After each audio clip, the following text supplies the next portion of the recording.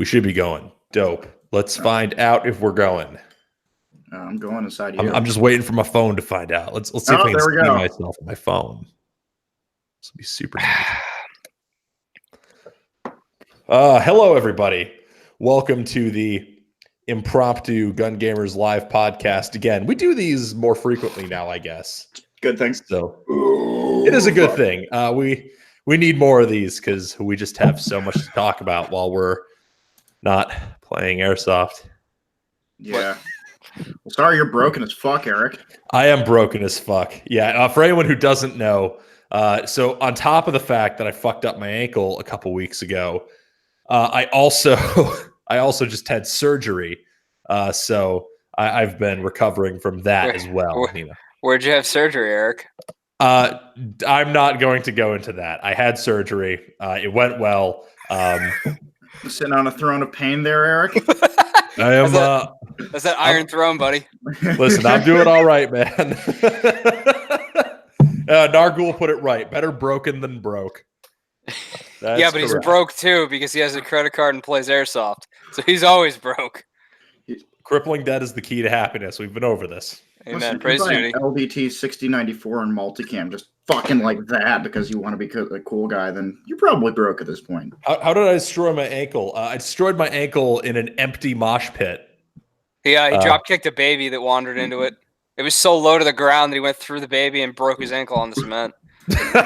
If only. If only the story was that cool. If only. If only. Yeah. Anyway, so we are actually talking about projects today. I think. Or maybe we won't. We probably won't. We'll probably just start rambling about some nonsense, which is part of the appeal. Well, we have a number of group projects going on right now, as well as individual projects and abandoned projects and projects we're currently working on. Mm-hmm. So what do we want to start off with, individual or group projects?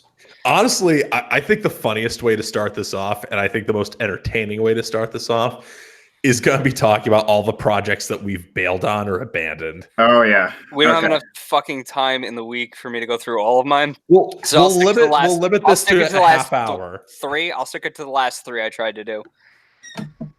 Yeah. Because, so for those of you who aren't familiar with projects, what the fuck am I talking about? You're all airsofters. Those of you who bought a combat machine and went, I can do more. That was usually your first step, and then it's all downhill from there. Yeah, no, it's real rough because sometimes you're like, yeah, I want to do this thing, and it's gonna be super cool, and then no, it just isn't. I feel like Garrett's the only one in this group who actually commits and finishes projects. I mean, he just complains about it the entire process. Garrett doesn't complain all the way through to the end, except a little, a lot. Oh God! I need to get the actual manufacturer of this firearms parts to send me these parts. So Garrett, for those of you who don't know, is an actual professional engineer, and by that I mean. And if you don't know, he'll tell you. And if you, he's like a SEAL or a CrossFitter. I was gonna say or a vegan. No offense to vegans, but you're missing out. So Garrett actually can fabricate parts. Like he's been like, I want to make this a short barrel airsoft gun, so he just cuts the barrel off and then recrowns and threads it, which if you've tried to do that by yourself without the proper tools, you can't. So Garrett can basically do whatever he wants as long as you take the time to do it. So he will build ridiculous stuff, and we'll let him talk about that, but he just built probably a one-of-a-kind airsoft gun. Like, no doubt, no one else is going to build. No one else. I don't even think anybody else can ever pull it off unless you put in a serious amount of time and effort. He got real lucky.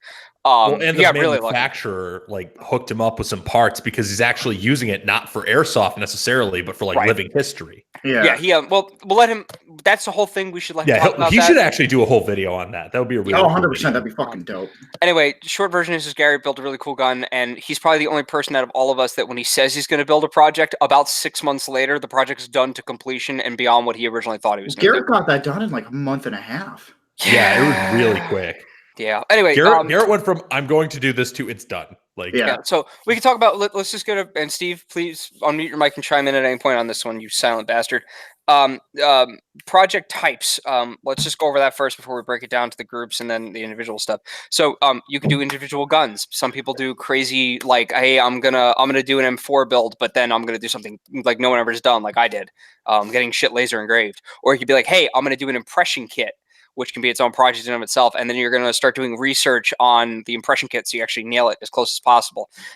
Or you can do, hey, I want to get all of my friends in together and do a team, a mini team within your own group and that kind of thing. Or some kind of group project, like maybe a truck or something even. Yeah, or the most famous that everybody does at least once, and I guarantee if you're a kid and you've done this once, is try to make a potato cannon and then realize you can probably launch Nerf rockets like 9,000 feet out of it. So stuff like that.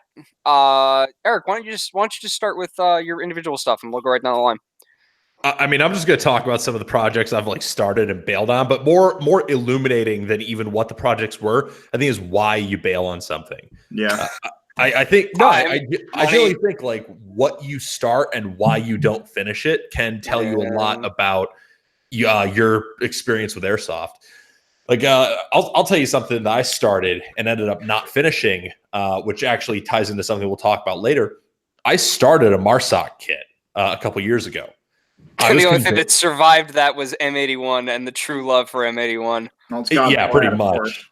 But yeah, I was like, yeah, I'm gonna do a MARSOC kit. That's gonna be so fucking cool. It's gonna look awesome. It's gonna be something I could do with some guys. Here's the problem: no one else wanted to do MARSOC kit, so I ended up buying all this shit that I liked well enough, but wasn't really my true preference. Yeah, and then I just am sitting with all this shit. I'm thinking, fuck, man, I spent a lot of money on something that I'm never going to be able to use. Oh, yeah. So I actually ended up bailing on that, and I sold off pretty much all the components for it because I wanted to do an impression, but I realized pretty quickly that if I didn't have a group that wanted to do the impression with me, an impression was useless. Yeah, I did something similar. Not so much a kit, but a gun. So my first actual airsoft gun that I bought was a VFC Scar Heavy. And anyone who's owned a VFC Scar Heavy knows how much of a fucking bitch they are to work on. You can hear Kyle crying in the background somewhere. Damn. Oh, yeah. For those who don't know, Kyle's in the midst of working on a VFC Scar Heavy that I drunkenly tried to work on. We all tried to drunk. It's in a bag of parts now, so that tells you how. I mean, I held his hand while he cried gently at the table as the gun fell apart into pieces on it. I was like, oh, buddy. So my Scar Heavy, it went through a number of different iterations. First, I wanted it to be a dope fucking AAG, and then when I realized when I got all the parts about 2 months into playing airsoft that as soon as I had opened it up, I didn't know how the fuck to tech a gun, and then it sat pretty much with just a whole bunch of parts sitting around it for about 3 weeks, and then I got in contact with our good friend Nathan DeRizio, and he dropped a Wolverine. I bought a Wolverine Inferno and had him drop that into it, and I used it as just a skirmish gun for a while, and then I realized that hey, a wrecking kit would be dope, so I ended up putting a N7 Milsim inside of it, R-Hop barrel, all that kind of thing, and thought like, oh, this is going to be dope. It's going to be a sweet fucking gun.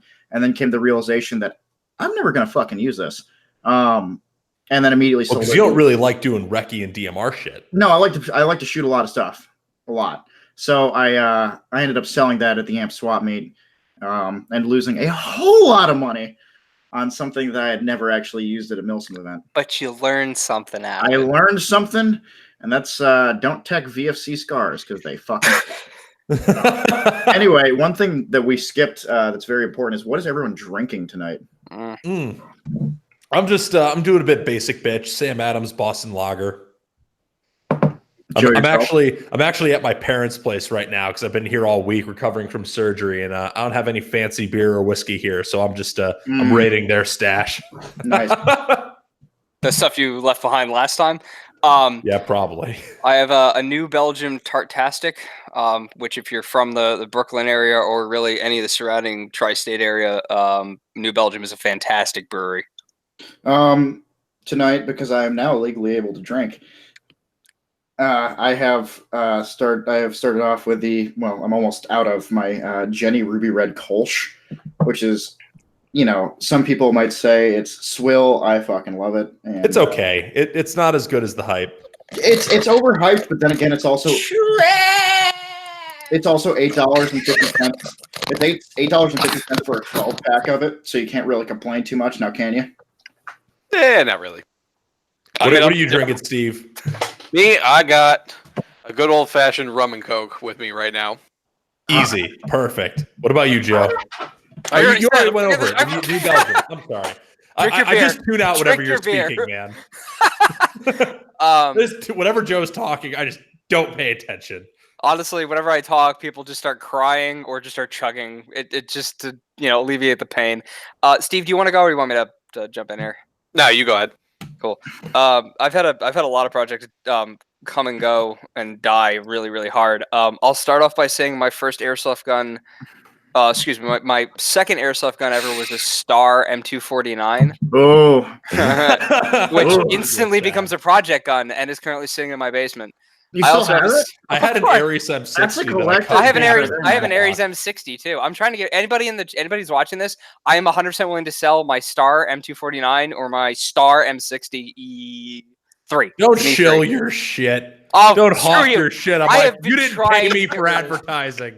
Yeah, right here, buddy, right here. But those, in all honesty, I guess that's another thing we can talk about. Those guns, the VFC, those guns instantly became project guns because they break constantly. Yeah. But no, what if I'm trying to think of anything like I bought and then gotten rid of. I'm actually pretty good about it takes me forever to actually like buy an airsoft gun, but once I do, I usually go all out on it. And yeah, once you buy an airsoft gun, it usually just keeps breaking and becomes a perpetual project. Yeah, but I very rarely sell my airsoft guns. And usually it's because I just cannot use it anymore. I mean, Steve bought my TM870, which I sometimes forget selling, but at the other times I still would not have used it since I sold it to him. So was like a breacher?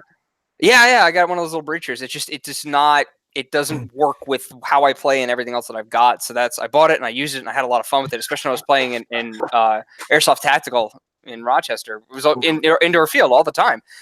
So I guess for me, the project gun I have right now that I might abandon, depending on the situation, is I bought an MP5K from a guy at GZA for like nothing. He was just trying to get rid of it. He's like, "Oh, Joe, you want this?" Yeah, you didn't pay like $20 for that. Yeah, something dirt cheap. It's the wiring harness is dead. No, the wiring harness is dead. I just gotta replace it. But I guess for me, it actually is, instead of getting a project gun that I abandon, I get a gun and I use it, and then I just haven't used it in forever, or I run out of opportunities to use it, and I say I've put so much money and time into this, and it's now collecting dust, and that's when I'll wind up selling it off. Yeah. My issue that I run into with a lot of projects is that I'll have an idea in my head and I'll get real excited about it. And then I will have sunk so much money into it before I realize I will never use it. Yeah, I kind of fall into it. Or I'll see something and then I'll buy it and then I'll realize why it's logistically not a good idea. Yeah. What about you, Steve? What do you got? Tell us a story. Me, that was my my British impression kit that I wanted to do. Yeah, Joe probably knows all about this. So I bought back in the day a wee L85 gas blowback rifle. Oh, dear. And the main reason, that gun rocked. That gun absolutely rocked. Steve annihilate people with that. Oh yeah. The big reason that I wanted to do a British impression kit was because of the movie 28 Days Later. I saw that and I just fell in love with the British soldier kit that they used in that movie. And it's like, I want to replicate that. And then I let it go because trying to find British kit, like actual authentic British kit here in the US, next to impossible. Yeah. Especially in thick boy sizes. Yeah. Yeah, Steve, that was a problem I ran into with my Marsoc kit, was that I could not fucking get Cry or Dry Fire style pants in my size unless I wanted to pay $500 for a pair of pants. Yeah, because I did not for something that I wasn't doing with a group. Now, before anybody starts spamming the comments with a bunch of links, Eric was also doing this, 6 years or 4 or 5 years ago? No, this was like two or 3 years ago. Really? That was, oh man, time. Eric, were you still fat at this point? What's up? Were you still fat at this point? No. This was Fit E-House project. Oh, okay. I do remember you talking about this. I didn't know you invested that much into it, though. I thought you were like, dude, I bought a fucking JPC with all kosher shit on it. I bought a fucking Mark 18 and made that all koshered out. I bought a fucking. I ended up buying like a whole bunch of shit, like a rigger's belt, and a 1911, like the Marine USMC style 1911. The MEU, yeah. So I guess that's the thing is, if you're gonna do here's for those of you who haven't been on this hell train that we all have. If you're gonna do a project kit like this, if you get this really cool idea in your head, do a lot of research and ask people. Go on the forums and like ask people. And be like, "Hey, you got this stuff? How's it run?" If you have an opportunity to like play with something in a field, like, "Oh, hey, I'm thinking about getting one of those. Can I take a look at yours?" Always see if you can make physical contact with the stuff that you want to do first, and ask people too. You might be like, "Oh, I want to do this really rare gun, or you like a unique gun or something like that." Like, "Hey, I've got money to blow. I want to buy one of those SOCOM M82 Barrett blowback, the shell ejecting one." Ones? Yeah. And then you're like, "Wow, I got the money to burn on something that crazy," and then you find out there's no hop up because of the way the BBs fit in the shells, and so it's inaccurate as hell and doesn't actually go that far. So you drop $2,000 on a gas blowback rifle with no parts available. Yeah, but when you pull the charger handle, it goes ka-chunk, and that's all you need. Yeah, and then you can't lie prone because you're on an angle. But the point is, like, especially if you want to do a really crazy project gun or kit, make sure that you can actually do it, and it's not going to be a money sink that you're never gonna get it to where you want it, or it's just going to be so dragged out that you're like, screw it, I'm just going to sell it and wind up losing a bunch of money on it. And that's the number one thing with any of these projects that we're talking about. I think all of them, like, we didn't end up losing out on most of these because they ended up not working like physically. Like what I had of my Marstock kit was perfectly functional, right? But it wasn't something I was going to use because I had no one to use it with. Like, there's usually some kind of logistical thing, or you don't have enough of a group to make it work. Yeah, that's a lot of our group kits now are like, hey, make sure you have the right uniform. And then we're pretty much all recce guys. We've all got chest rigs, or we've got light rigs and that kind of thing. And if you look at us playing Airsoft as a group now, we all like have some sort of weird gear coherency. Everybody has personal preference, but we've all sort of, as interacting with each other, coalesced into looking about the same. But it's all personal preference right now. Like, we're not doing a group kit like that except for the tryhard kit. Yeah, the tryhard kit, I think, is the closest to a real standard we've come to. Is actually getting our group to, and this is something that you need to know if you're like trying to start an impression group, for example. Like, a lot of people will join impression groups as opposed to starting them, because finding a group of people who all want to do the same kit is fucking hard. Yeah. Yep. And the few people that can get it to work, you wind up it's way harder to start it than it is to get people to join it. Once you have it established and you've got 3 or 4 guys that have dropped a ridiculous amount of money and done all the research and gotten all the sources for gear and the custom bits and the little things you want to do, all you have to do is throw money at a source to get the parts you need and then start playing. Way more fun and way easier to do. So yeah, and that was kind of how we arrived at. So those are projects that we've like abandoned and why we've abandoned them. And I think that the theme is pretty consistent. Like, this isn't practical. But I think projects that we have completed that we're very happy with. Anyone want to talk about those? I mean, I'll say my project that was like a big project that I'm very happy with now. One of my big projects recently was a tryhard kit. And that actually ended up turning into a new plate carrier project that I like a hell of a lot more than any other plate carrier setup I've ever had. What, the Mayflower? Yeah, the Mayflower APC with the pusher rig and the quick detach the quick detach Mercury Bravo. Like, that was a project because just like the money that it takes to put into that. And then I'm actually using weighted plates with it and doing the research for what plate carrier I wanted to use, what rig I wanted to put on it. But that was just a purely, what do I like? What's going to work best for me?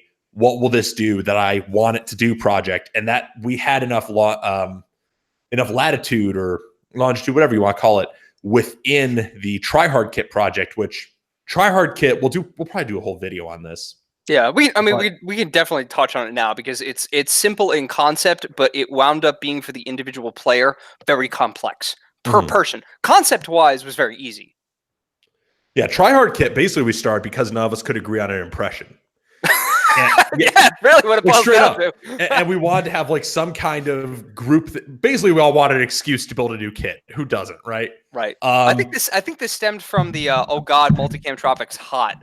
That's pretty much. And Multicam Arid, which is technically the tan uniform for that. Right. So why don't you give the most basic overview? Yeah, I'm doing that. We basically wrote up a list of standards, like your vest needs to be this color, your gear needs to be this color, your uniform needs to be this, your headgear must match. You have to have these items, you have to carry this, and there's like a list of standards, and within those standards, you could do whatever you wanted. But the idea was everyone would have a plate carrier, everyone would have a helmet, everyone would have some kind of AR pattern rifle, or at the very least took AR mags, and we just built that. We're still working on like getting everyone up to speed with it, but then we were doing it around Multicam Tropic for the uniform and Multicam Arid. Well, for Multicam Tropic for green uniform, Multicam Arid for tan uniform. And it was just something we did basically because I think we all wanted an excuse for a new kit. Yeah, it had been a couple of years since I really invested in something like that.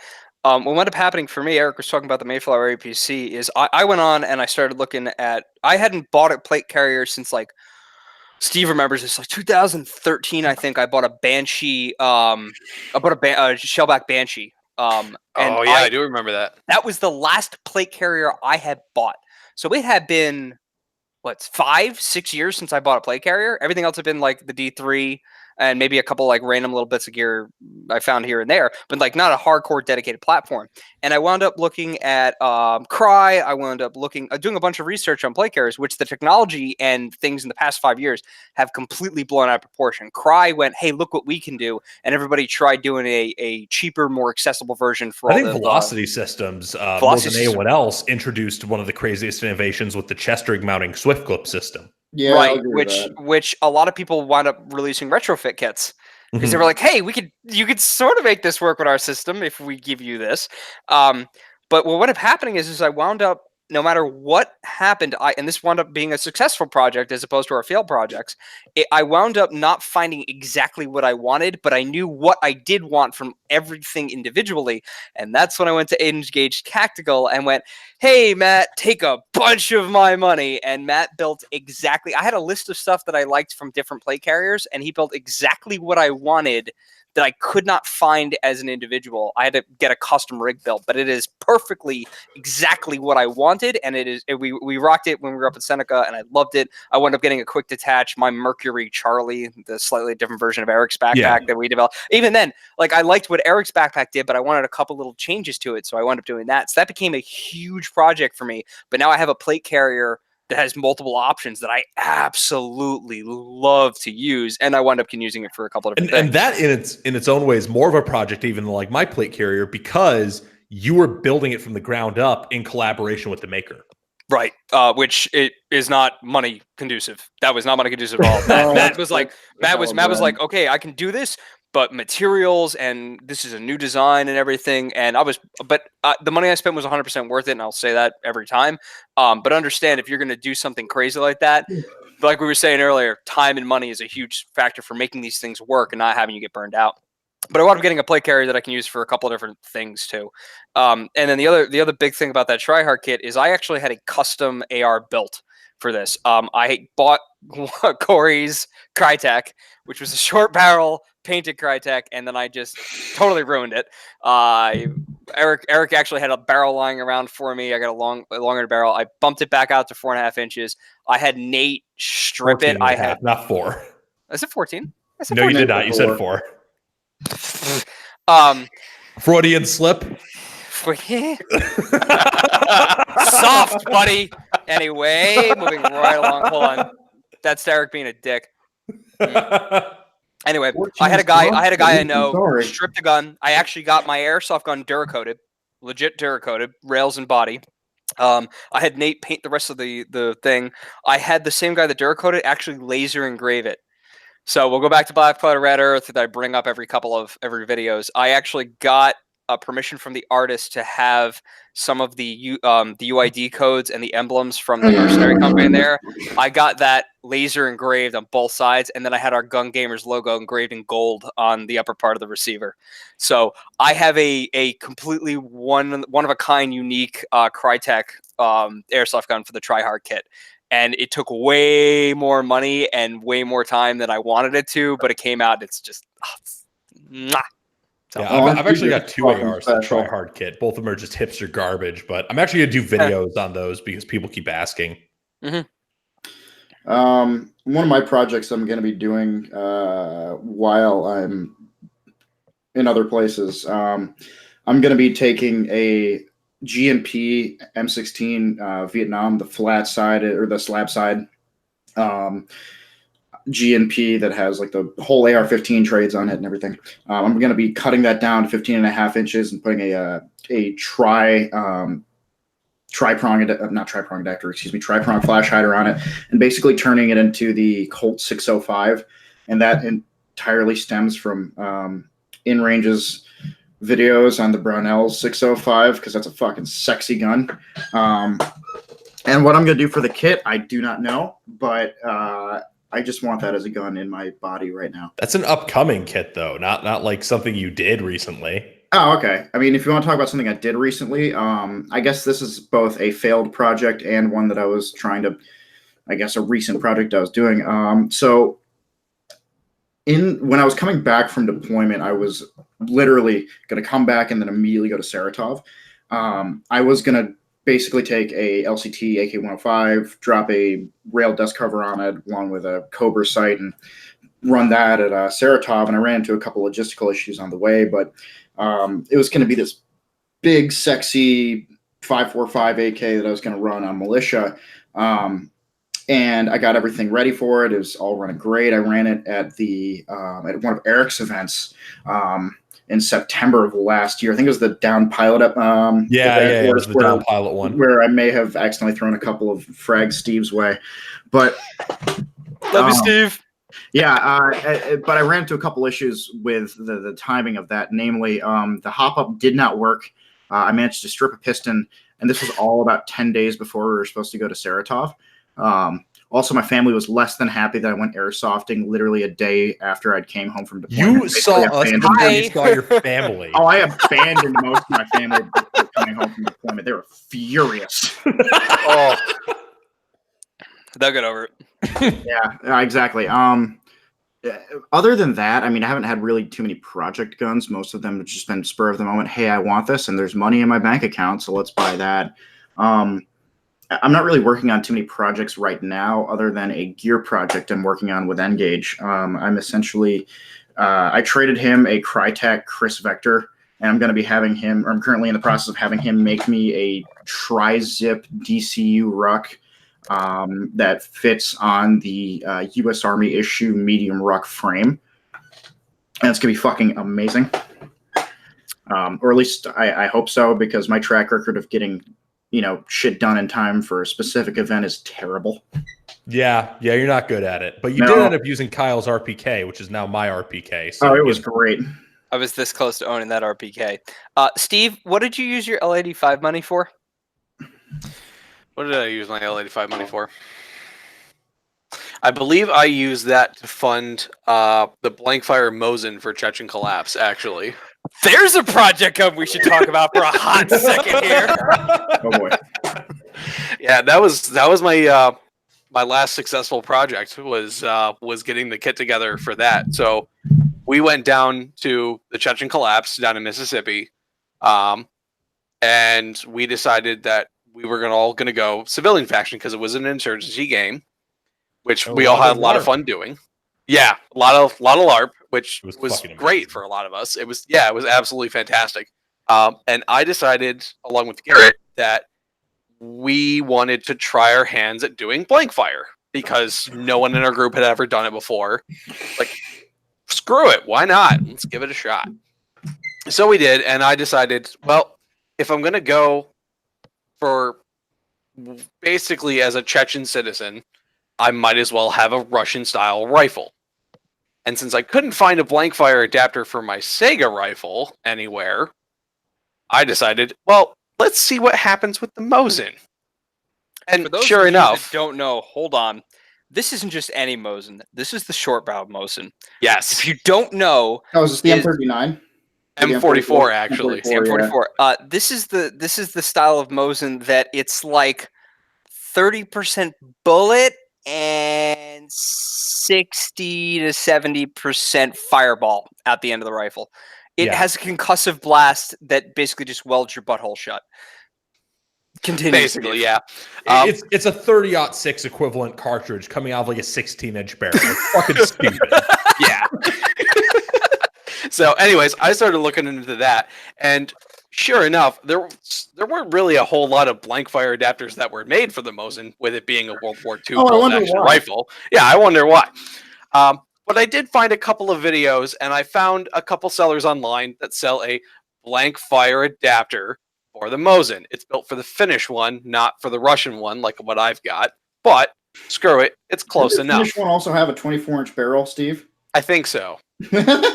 But anyways, yeah, basically it's just a steel block that you bolt onto the end of your rifle. That makes I the then rifle had look to like a fucking shovel. basically, yeah. I also had to zip tie it as well, just to get it to actually clamp fully to the end of the barrel. Dear God. Gun Gamers does not promote any home building of adapters that don't quite fit on your rifle, but at least you didn't blow it up this time. Yeah. The big thing that I had to do a lot of research into. That's a joke.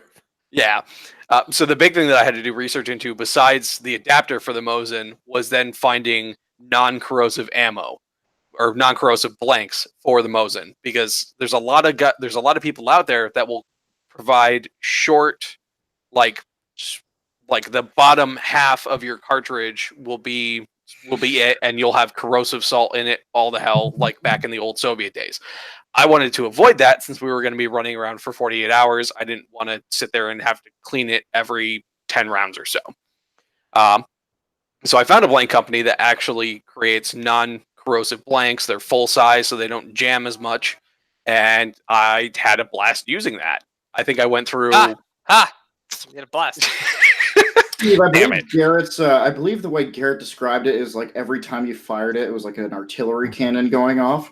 Basically, dude, yeah. So I was on the other fucking side of the concrete building area that you were shooting off in on the last day, and I still have my fucking ears ringing. That shit reversed off concrete like a motherfucker. Dude, I was letting rounds go willy-nilly. Alex H in the comments is asking, why can't you just straight up load blanks? Why would you need and that's entirely a safety thing. One, that's a safety thing. Two, the fucking fireball that would come out of... I was not kidding. The just pure concussion, added concussion of not having a blank fire adapter on that Mosin, it would be fucking cracking concrete in front of Steve. Yeah. So Steve, the day I own a Mosin, I own a full length Mosin, and the first time I went shooting was with Eric and a few of our friends up at a private area. And Steve brought his M44, and we're like, let's be Mosin buddies, right? I'll shoot my long barrel one, and you shoot your shorter barrel one. 16 inches is still pretty fucking long. And I shot mine, and then I was standing sort of next to Steve when he fired his. And then after the first round went off, I stepped way back from Steve. Before he shot off. I wish Garrett was on the podcast right now, because actually one of the first couple rounds that I let loose during the game, I misjudged the distance that I was sticking my barrel ahead of him, and I kind of maybe shot with the barrel right next to him. Oh dear. Close enough for Garrett to be not happy with Steve. Yeah, no, he was not happy with me after that. There's a reason why you see clips of Garrett on Jet the Desert Fox's Instagram with 500,000 views, and not Steve. Not Steve. Yeah, Steve's not cool enough. No, Steve was muzzle blasting his entire fucking team the entire game. I probably are pro, folks. Yeah. Actually, I think Steve's muzzle blast would have broken Jet's phone if he'd tried to fucking record it.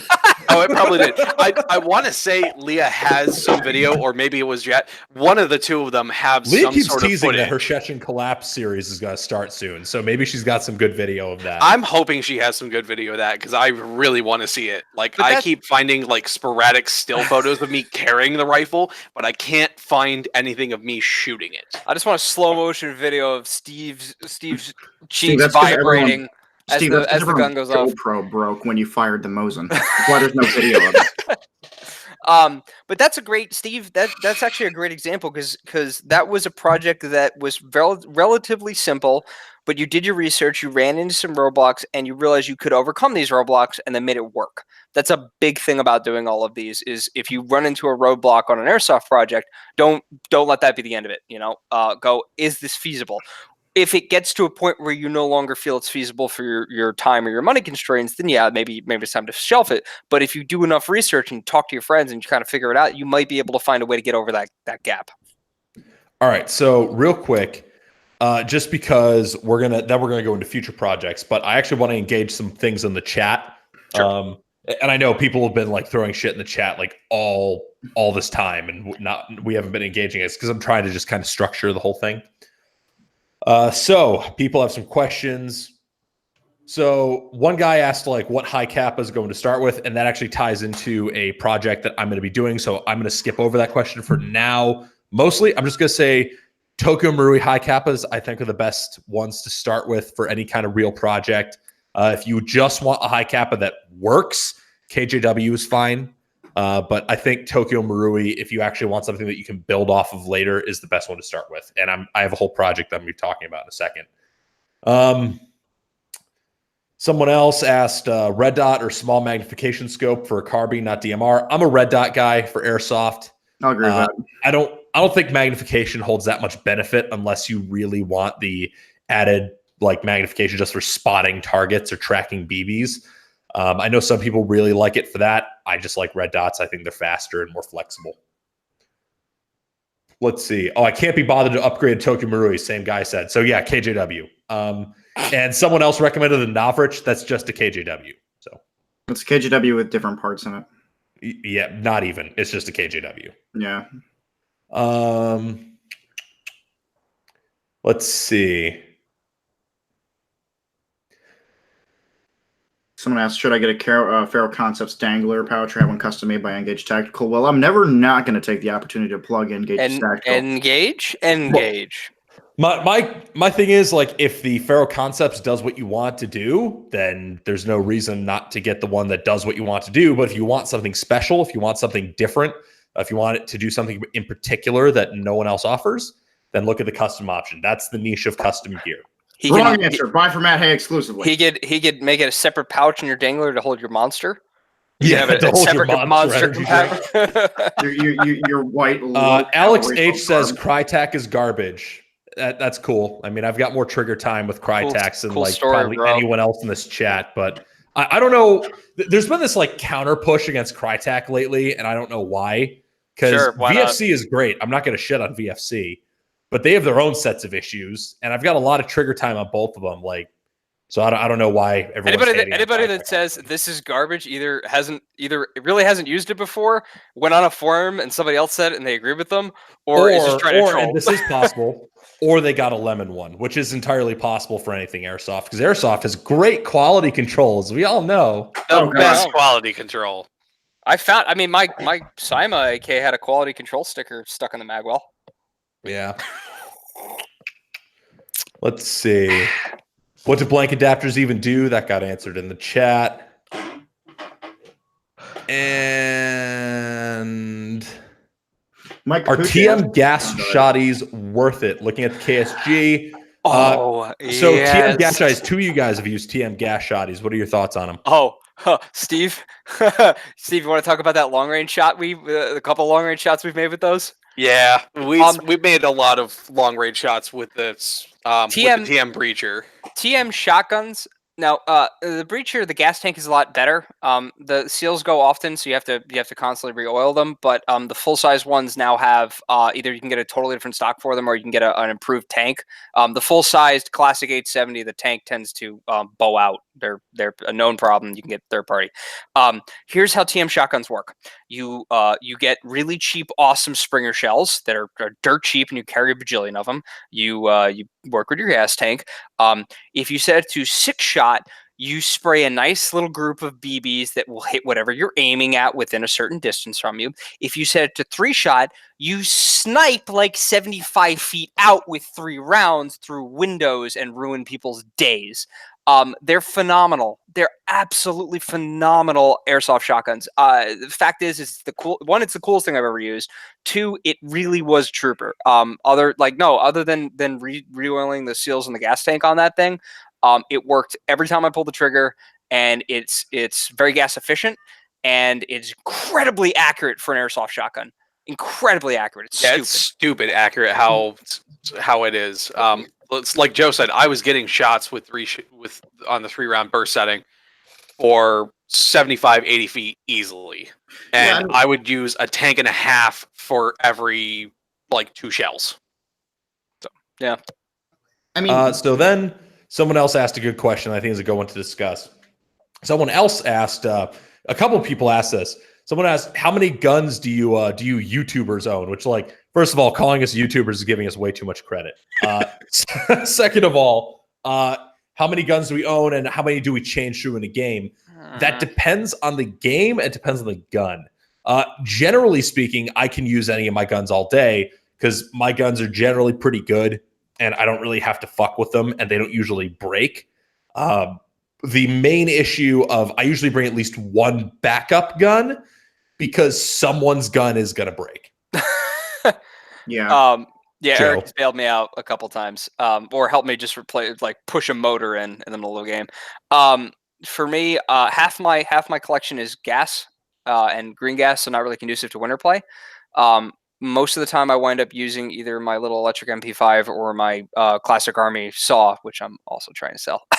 But now that I have a Crytek, I'm using that a lot more often, and I'll do the same thing as Eric. I'll have an AEG with me if it's normal gameplay. If it's a nice day and I can get my gas guns to work, I'll use those, and then I'll have one gun as my backup. As for the collection goes, I run mostly short barrel or carbine length ARs or AR platforms, and then when somebody's like, "Hey, we want you to saw gun, or we want you to do this or DMR," then I'll switch out to one of my specialty platforms. Yeah. And then what are your thoughts on the new VFC MP5? I actually got to shoot one and mess with one at Milsom West Chechen Collapse. It seemed really cool. It seems really nice. And the Avalon gearbox is fucking solid. So I anticipate it being a really good gun. Yeah. It's a shame that the externals aren't stamped steel like how an MP5 should be.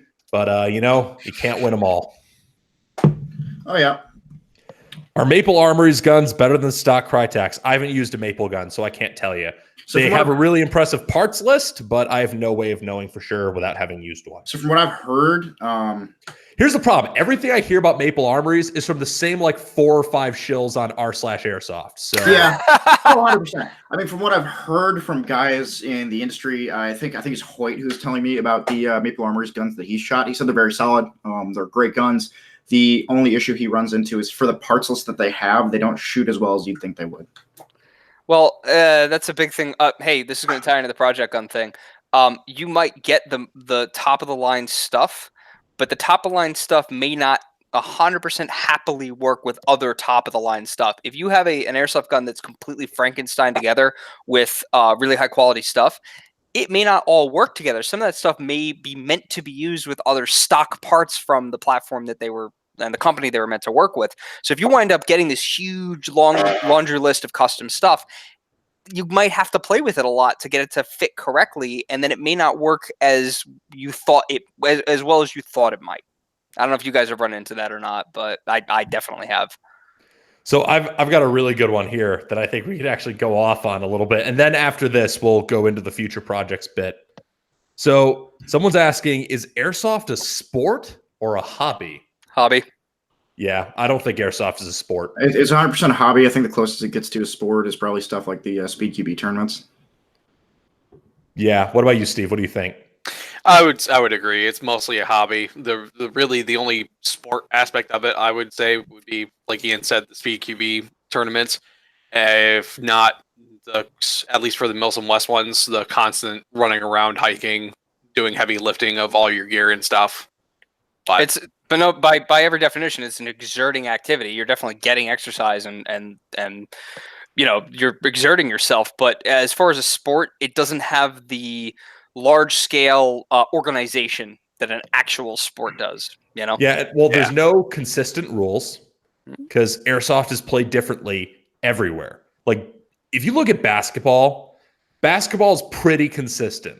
There's differences like maybe in what constitutes certain penalties. Maybe there's differences in officiating. Court size, stuff like that, yeah. Yeah, but basketball is basketball. Airsoft, though, did you just fucking rip ass? No, that's actually my chair, which is really squeaky. I don't believe you. I thought his phone vibrated on the desk. No, that's my chair. I don't believe you. I think you're sitting here shitting your pants. No, it's 100% my chair. All right, but anyway.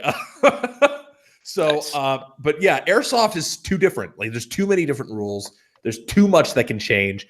And especially, like, if you get into Milsim, anything where teams aren't intentional, because let's be straight, COs at Milsim games are refs as much as they are players. More than they are players, in my opinion. Any game where people are intentionally not going to do what makes them win, rather do what makes the game work well, is not a sport. Yeah, this is I guess the biggest difference is this is a business based on individual experiences, right? You don't go to a baseball game hoping that your favorite player has a good time. You're hoping that your whole team beats down the other team and wins, and then goes to whatever end game. And there's no end game for Airsoft.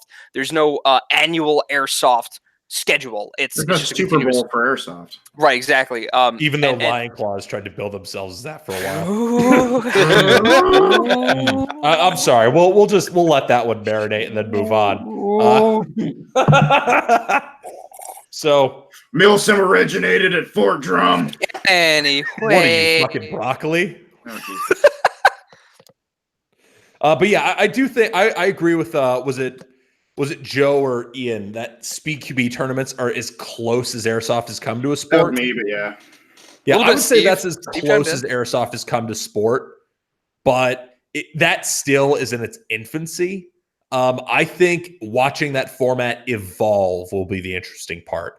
I think that has potential to be a more legitimate sport, but it just depends on how it grows.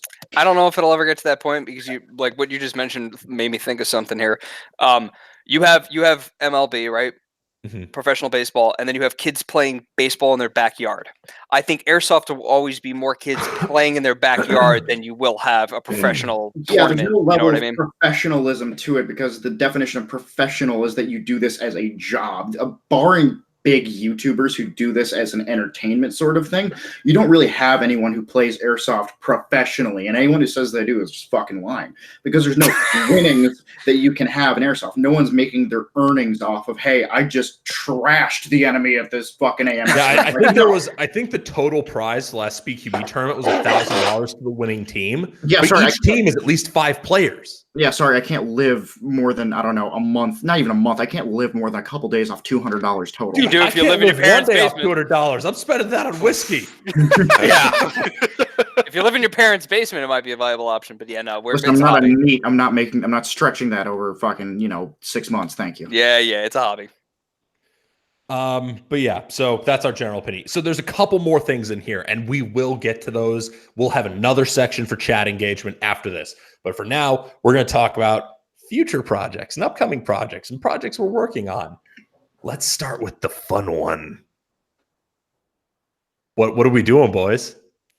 Well, I thought you were immediately going to go, oh, the fun one, and then my cool KJ or my cool High Kappa project that I'm going to spend a bunch of money on. That's a fun one too, but the fun one for all of us. So, who started this? Who was the first? Oh, it was Eric that started that. It usually is, but Eric has a wonderful way of finishing one project, and before it has even cooled, starting another project. So right on the heels of the Try Hard project, Eric came to us and was like, hey guys, I saw this really cool thing. It's really hot, and we're all like, just tell us. You don't have to build this up.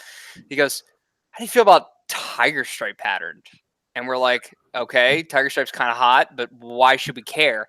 And then Eric's like, guess who uses that right now?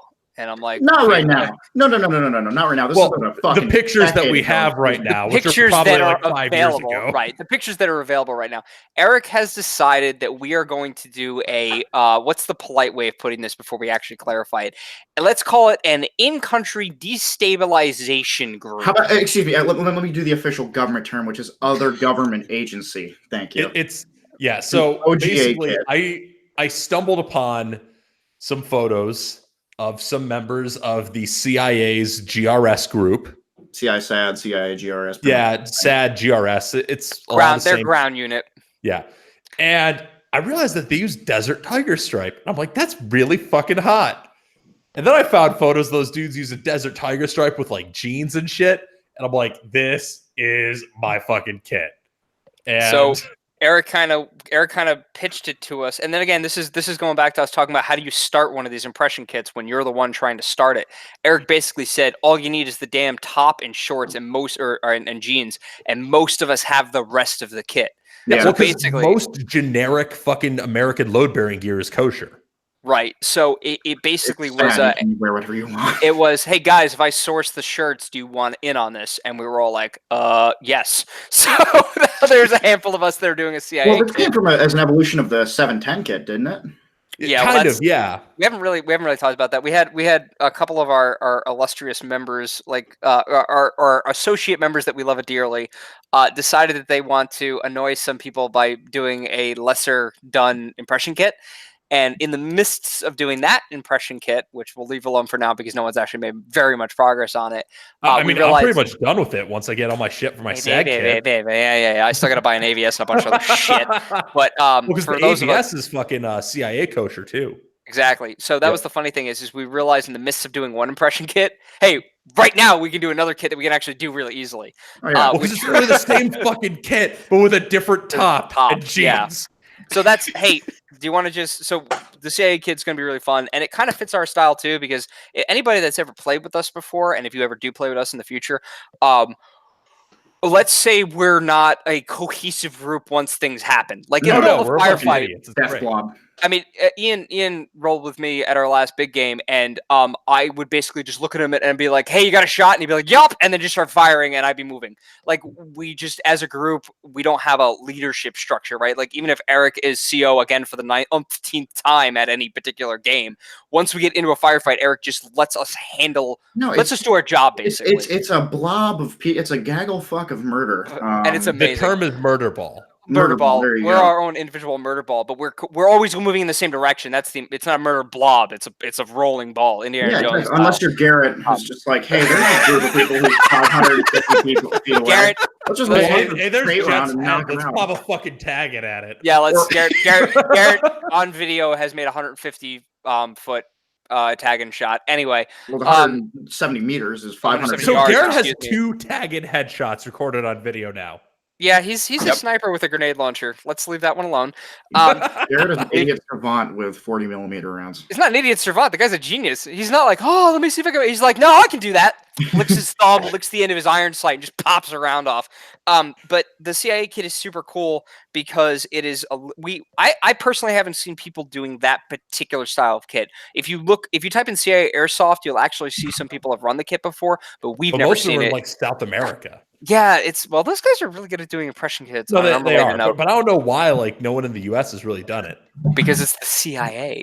Nobody wants to be the nobody likes the agency, boys. But we're gonna do that, and the mindset is to really be as disruptive while still accomplishing our goals, which is what we kind of do anyway. But the cool thing is, and the thing we should definitely talk about real quick here is impression kits that you can do you can use gear for multiple impression kits. I think that's something that you should definitely consider when you're doing an impression kit or starting up a project like this. Is if you go, hey, I have this piece of equipment or this gun, for example, like CIA, if you look are using, if you look at these pictures, Eric, we're talking about, some of them are rocking super Gucci like Block 2s and soon to be Block 3s for M4s, but then like they've got crap that they found in country. There's pictures of them hanging out with ANA guys in Afghanistan, and they're all rocking AKs. If you look, their AKs have some shinier stuff on them, but that's like, hey, if I've got this kit for like my militia kit, right? can I translate that to my CAA kit? What do I need 100%. to build onto that? That's a really cool thing you can do is if you can find pieces of gear or guns or projects you've been working on that can hit multiple impressions or multiple styles of gameplay, that not only saves you money, but it keeps you consistent because now you're using the same gear over and over again and getting used to it quicker. Well, not only that, one thing I would bring up is that like impression kits that you do not need a lot to do. Like one of my favorite ones I've always wanted to do is like a MACV SOG kit or a SEAL kit from Vietnam. Like, what do you need for that? A tiger stripe top and some fucking jeans, and then I don't know, like a 60 or a stoner, and then you're good. Yeah, and now you take that and you throw a modern rig on it, and now you're doing our CAA kit. Exactly. It's not. There are so many impression kits that people jump over immediately because they've been like, oh, I want to be a SEAL, or oh, I want to be Delta, or I want to be fucking, I don't know, Grom, and they're just like, all right, well, there's $3,000 that I've immediately committed to this when I could just be running something else. It's, I don't know, maybe. So not that you shouldn't do that. Not that you shouldn't do that. No, you should do that. No, if it's not that you shouldn't do that. It's just that. But if you're trying to do impressions economically, then buying one base that you can use for a lot of shit is a good way to do it. 100%. Stuff like the AVS. Yeah, I was gonna say the Cry AVS, the Cry JPC, and the LBT 6094. If you own any one of those 3 plate carriers, you have a kosher carrier for like 10 fucking kits. Well, I mean, a JPC is good for pretty much any special forces or special operations group that you can name right now across the planet. Yeah. And that is something that if you want to do any of the kits that we've been talking about here, for example, for me, I bought a custom carrier for the Tridhard kit. That's committed to that. If I really want to do these impression kits, either the SF one we were talking about or the CIA kit, I really do need to buy another kit if I want to make it kosher. No one's going to yell at me for wearing my very expensive custom gear. Nobody's going to complain about unless that. You're like doing a ridiculous impression unit at Milsom West or something, but you're with us, so you're not. Exactly. I'm not with those people. You people. But people. Yeah, not that I wouldn't be opposed to that. Like, I actually know a couple of the German guys. A couple of them play local at GZA. Yeah, some of the Schotten group dudes. Those guys are awesome. Oh, those guys are so cool. But they have. The funny thing is, I actually found 2 or 3 years ago. He posted on an airsoft forum how he did his kit. And the only reason he posted a picture, and I recognized him from only this much of his face because he was wearing the balaclava and the helmet and everything else. I recognized him. I went, oh, it was written by that dude. He's one of the pioneers. The guy who's actually in charge of that group is one of the pioneers for doing German kit in the U.S. He did so much friggin' research. He found websites that are mostly in German and helped like point out what you should be doing in that kind of thing. I would love to run a kit like that, but that's a super specific kit. You know what I mean? Like, unless you're doing a German kit like that for a modern thing, you're not going to see a U.S. Special Forces wearing Flecktarn plate carriers. That's never going to happen, you know? No. Yeah. But, I mean, even if you get like a JPC, Polish Grom uses the JPC or copies of it. Yeah. So there's ways to optimize the kit you're doing. It also depends on your group, how strict they're going to be. But, I mean, my upcoming thing is like I'm doing a U.S. Special Forces kit, like Army Special Forces. And I'm doing that with the same load-bearing gear I'm using for my CIA GRS kit because those 2 units use the same shit. Well, SAD also like actively recruits from SF, but not. Yeah, I mean, anyway, a lot of the personnel are probably the fucking same too. 100%. As breaking the conversation, I'll be back. I got to go utilize the latrine and get some more beer, so I'll be back. You gotta take a pass. Steve, pipe in more. Steve, talk. Not sure what to talk about. I mean, you guys have hit on just about everything. What are you doing next? No, what's your next big thing, dude? What is my next big thing? I don't really have anything planned for this upcoming season. It's really just going to be fine-tuning all of my rifles for use in like future Milsim events, really. Eric, that almost sounds like he's not spending money on airsoft. Boo! Boo that man! Everybody in the chat, everybody who's typing. Everybody in the chat, bully Steve for not being poor enough. Everybody type in boo. The chat just explodes and then look crashes. At this motherfucker. He gets engaged and now he thinks he's better than us. Hey Steve, you should buy a Tiger Stripe shirt, buddy. I should. I'm thinking about it. And that's how you get recruited into the CIA, folks. Steve. You know what to do, Steve. I do know what to do. Like, I love how it's gotten so much darker in this room I'm in. Yeah, I've no. But now it looks all the more menacing when my like red-hued face. Yeah, as soon as he said CIA, the lights started going down in the room. It's going out for me too. I got dark too. Damn. Let me turn a fucking light here. Turn on some lights, dude. Just get closer to my monitor. And I'm going to ramble a little bit about Project I have coming up. I do have a high kappa project I'm doing.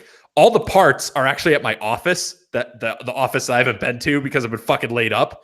So we'll see what happens. But what are you doing with this fucking thing? The high kappa? Oh, I'm blacking it out, dude. It's like totally rebuilt. I've got a new hop-up set. I've got a new fucking I've got new hammer, new trigger, new recoil set, new blowback unit. Like, so you used the frame of the pistol and then you stuffed it full of everything. I took a TM high kappa and I just took everything out. There are still some TM parts. Is Amy helping you out with that? Huh? Is Amy helping you out with that? She's like the high kappa like guru. No, she helped me pick parts, but I mean, honestly, I've taken my high kappa apart enough to clean it that like installing the new parts is not going to be an issue. Yeah, actually, that reminds me.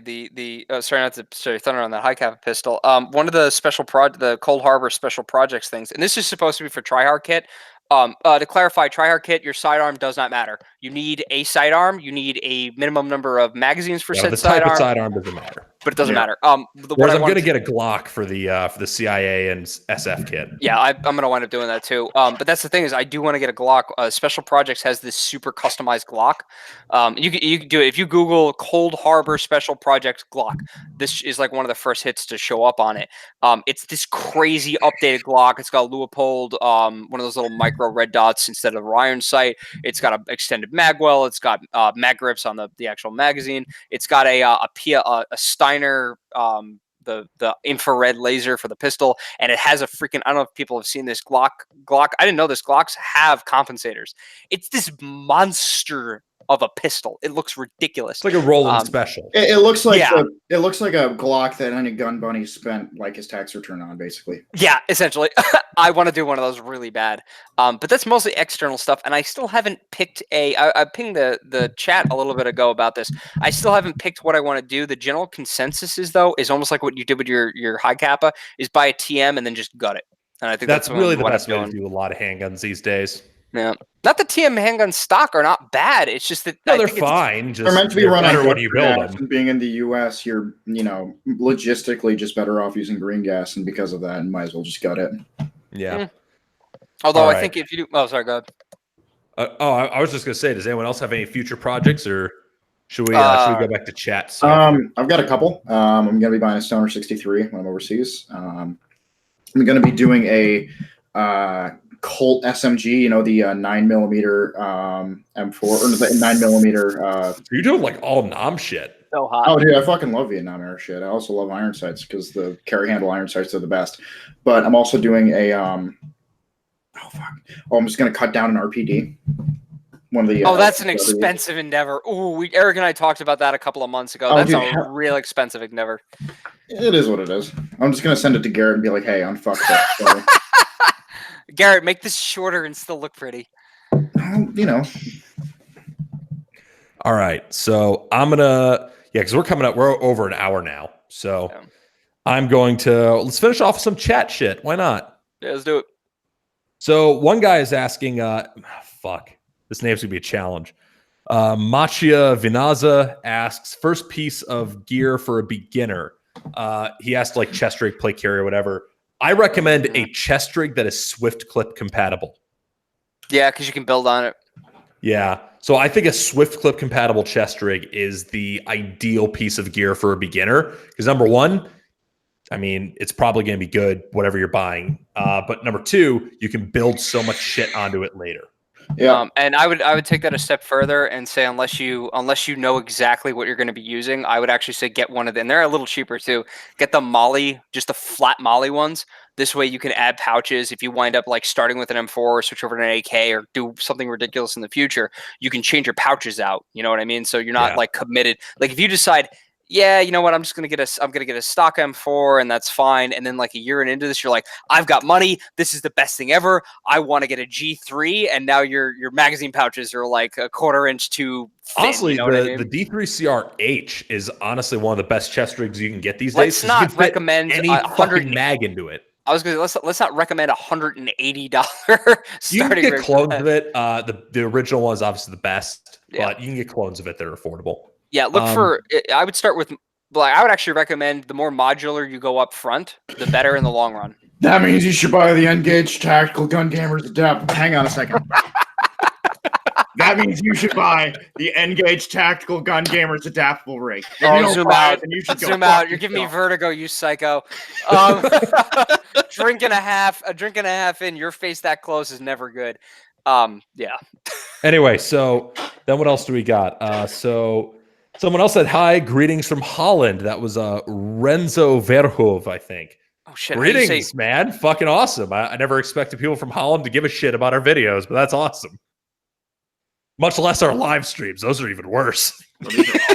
Yeah. Oh, hey, the Dutch word for hello is hello. It's with an A. Hello. Jesus Christ.